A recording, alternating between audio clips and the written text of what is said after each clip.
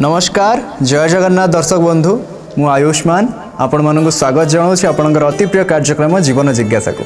तेज मन में एक जिज्ञासामूलक प्रश्नटी आसी आज्ञा आम अनेक समय शुणुचे यही बार यही व्रत आम करूँ किंतु तार जिते गुड़े बार व्रत आम रहा सबू संबंध में तो आमर ज्ञान न थाए तेज से एक द्वंद्व को दूर करने आम सहित आज उपस्थित अच्छा आम अति प्रिय तथा परिचित विशिष्ट ज्योतिर्विद और वास्तुविद पंडित चित्तरंजन महापात्र। आज्ञा नमस्कार जय जगन्नाथ। नमस्कार जय जगन्नाथ। अनेक समय अनेक लोक कहबार शुणी 16 सोमवार व्रत करूँ 16 सोमवार व्रत कले या हम से हम तो प्रथम तो जानवा चाहिए 16 सोमवार व्रतटी कौन एवं या करने द्वारा की फल सब प्राप्ति हुए। देखो 16 सोमवार व्रत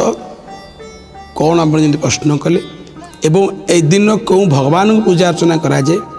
वो कले कौन पुण्यफल मिलता है किपरि करिबा।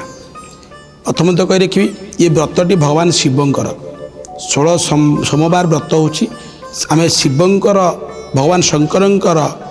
उपवास करि थाउ बा भगवान शंकरंकर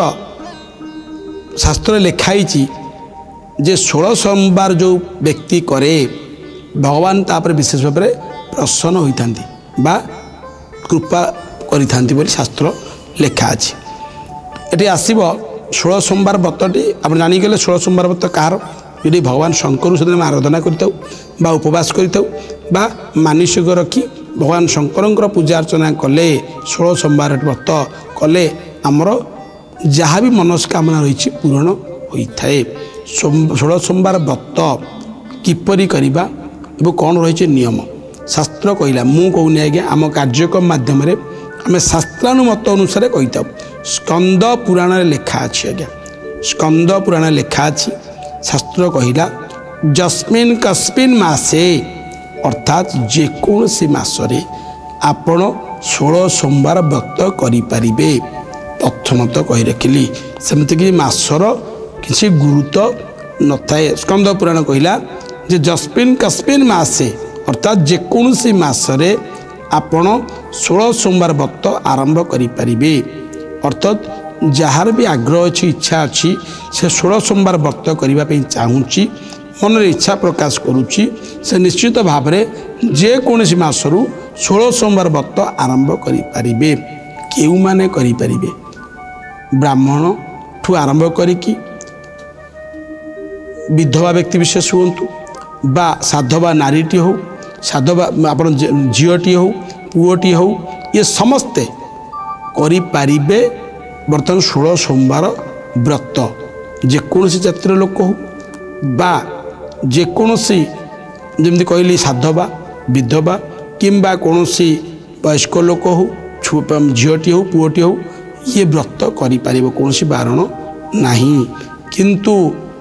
केबे करिबे जेकोसी मासरे हम कहले कौनसी मासमती मासर गुरुत्व नहीं किंतु पक्षर गुरुत्व अच्छी बारर गुरुत्व अच्छी। जो मासरे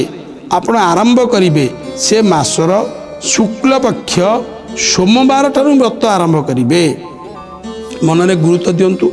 कही रखिली कौन सी मासर सेमती गुरुत्व नहीं कौ व्यक्ति मैंने करें भी कही रखिली एवं एत सहित कही रखी जे मासर गुरुत्व नथिले भी शास्त्र लिखी स्कंद पुराण लिखी जे पक्ष अर्थात शुक्ल पक्ष जेकोसी मसरे आप आरंभ करुँच मन रे चिंता करेंगे हम गुरुत्व देवे शुक्ल पक्ष सोमवार दिन ठारू ही व्रत आरंभ करेंगे कहीं सोमवार व्रत कहुए और व्रतटी 16टा सोमवार करेंगे 16टा सोमवार करेंगे। मन में द्वंद्व थी आज्ञा प्राय व्यक्ति विशेष मानकर आमर महिला माने बा झील मान मन द्वंद्व सृष्टि कर आज्ञा मुझे अशौच हो जाए मध्यम भी 16टा सोमवार करी 4टा सोमवार करी अशौच हो गली बा ऋतुस्राव हो गला मोर तो मु अशौच हो गली तापर किपरि से व्रत को उद्यापन करवा व्रत किपरि करी भी अशौच समय छाड़ी 4टी सोमवार करिसेंती परवर्ती समय अशौच हेले तो निश्चित भाव से खाली जे ऋतुवती आम जो सेमती नुहे भी जदि कौन घरे छुतिका मृत्तिका हेले भी से समय ये व्रत बंद करा जो 4टी करिसेंती अशौच जीवा परे पुनर्बार पुणी 12टी व्रत हिसाब से करेंगे बा सेपरि भाव उद्यापनी करेंगे। एत सहित कह रखी आउ गोटे जिनस नियम कह रखी जे कह रखी शुक्लपक्ष सोमवार आरंभ करेंगे एवं कौन विधि रही भी कह रखुची आपण शुक्लपक्ष सोमवार दिन मंदिर जीवे मंदिर गलापर निजे हूँ किंबा कौन से पंडित ब्राह्मण को जे मंदिर थे कहे व्रतर संकल्प करेंगे बर्तमान को संकल्प सी आपको बतईदे कौन रही संकल्पर नियम पंडित ब्राह्मण बतईदे जे संकल्प नियम कौन रही कलापर प्रत्येक सोमवार दिन जी शाकाहारी तो नित्यांत आवश्यक व्रत माने बर्तमान को आप तार नियम भी कही रखुची किए अन्न खाई किए अरुआ डालमा खाई व्रत उपवास रही पारे किए भी कह रखे फ्रुट्स खाई भी उपवास रही पारे किए चूड़ा छतुआ खाई रही पारे किंतु सब मन रखिए गोटे टाइम खाइबे हबिष साधन कह गले अर्थात जो अन्न खाऊँ सूर्य अस्त पूर्व खाइबे रातिर कौन खाद्य भक्षण करेंगे जदि बा आवश्यक पड़ुछि परोटा बा फ्रुट से सब जिन खाईपारे ये हूँ व्रतर नियम एवं एत सहित कह कि व्रत करने द्वारा कौन पुण्य फल प्राप्त करे अपुत्री पुत्र लाभ करे जार पुत्र काम बा संतान प्राप्ति इच्छा अच्छी ये व्रत करने द्वारा संतान प्राप्ति बा पुत्र प्राप्तिर जोग सृष्टि करें 16 सोमवार व्रत करने द्वारा गोटे व्यक्ति असाध्य रोगर पीड़ित अच्छी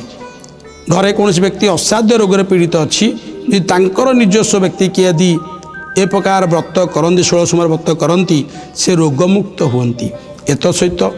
बहुत करजरे पड़ती किंबा कर्मपाई चिंता करुँच नूतन कर्मटी प्राप्त करना जदि व्रत करती भी कर्म प्राप्ति करें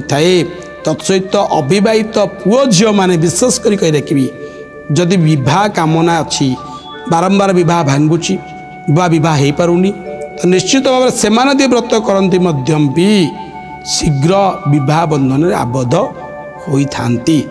बहुत किसी महात्म्य भी रही किंतु संक्षेप ए विषय कही रखिली तो निश्चित व्रत करती भगवान शंकर आशुतोषंकर कृपा लाभ करें।